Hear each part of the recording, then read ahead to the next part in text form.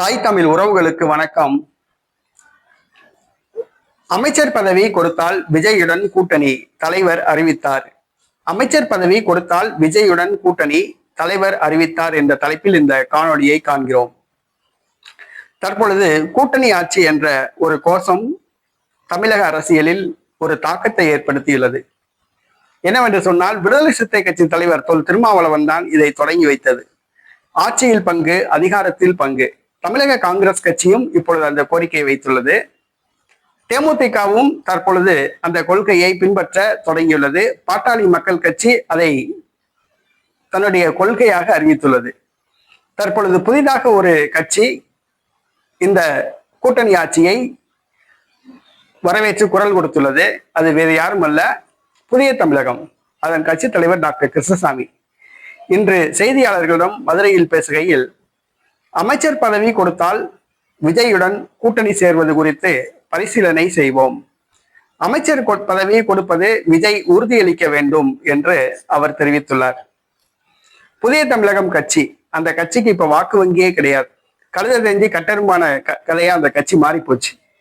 நடைபெற்று முடிந்த சட்டசபை தேர்தலில் கூட டாக்டர் கிருஷ்ணசாமியே ஒட்டப்பிடாரம் தொகுதியில 6000 ஓட்டு தான் வாங்கினார். அவர் ஒரு காலத்துல சுயேட்சையா போட்டியிட்டு ஜெயிச்ச தொகுதி, பின்பு அதிமுக கூட்டணியில ஜெயிச்ச தொகுதி. தற்பொழுது தனித்து போட்டியிட்டு 6000 வாக்குகள் தான் வாங்கினாரு. வர சட்டசபை தேர்தலில் 3000 ஓட்டு கூட வாங்க மாட்டார். மேலும் கடந்த சட்டசபை தேர்தலில் 60 தொகுதிகளில் அந்த கட்சி தனித்து போட்டியிட்டு ஒவ்வொரு தொகுதியிலும் 200-300 ஓட்டுகள் தான் வாங்கின. அந்த கட்சிக்கு ஓட்டு வங்கியே கிடையாது. ஆனா அந்த கட்சி தனக்கு அமைச்சர் பதவி வேணும் அப்படின்ட்டு அடம் பிடிக்குது. முடவன் கொம்பு தேனுக்கு ஆசைப்பட்டது போன்று. ஓட்டு வங்கியே கிடையாது. ஆனா டாக்டர் கிருஷ்ணசாமி தங்கள் கட்சிக்கு அமைச்சர் பதவி தருவதாக வாக்களித்தால் விஜயுடன் கூட்டணி சேர்வோம் என்று கூறியுள்ளார். இதே மாதிரி இன்னொரு கட்சி தேமுதிக, அதன் வாக்கு வங்கி 1% கீழே போயிடுச்சு. அந்த வங்கி இப்ப தான் தமிழ்நாட்டில் ஒரு பெரிய கட்சி மாதிரி நினைச்சிட்டு எனக்கு ராஜ்யசபா எம்பி வேணும், அமைச்சர் பதவி வேணும் அப்படின்னு அந்த கட்சி குரல் கொடுக்குது. பாட்டாளி மக்கள் கட்சி 2ஆ உடைஞ்சு போச்சு. இப்போ அன்புமணி ராமதாஸும் கூட்டணி ஆட்சி தான் அப்படின்னு குரல் கொடுக்குறாரு. அந்த வன்னியர்கள்லாம் யாருக்கு ஓட்டு போட போறாங்கன்னே தெரியல. ராமதாஸ் ஓட்டு போட போறாங்களா, அன்புமணிக்கு ஓட்டு போட போறாங்களா அப்படின்னு தெரியல. தமிழ்நாடு காங்கிரஸ் கட்சி, அந்த கட்சியோட வாக்கு வங்கியே காணாம போச்சு. கிராமத்துல அந்த கட்சிக்கு கிளைகளே கிடையாது. அந்த கட்சிக்கு இப்போ 17 எம்எல்ஏக்கள் இருக்காங்க. அந்த 17 எம்எல்ஏக்கள் கிடைச்சதே பெரிய விஷயம். இப்ப அந்த கட்சியும் கூட்டணி ஆட்சி அப்படின்னு கோரிக்கை வச்சிருக்கு.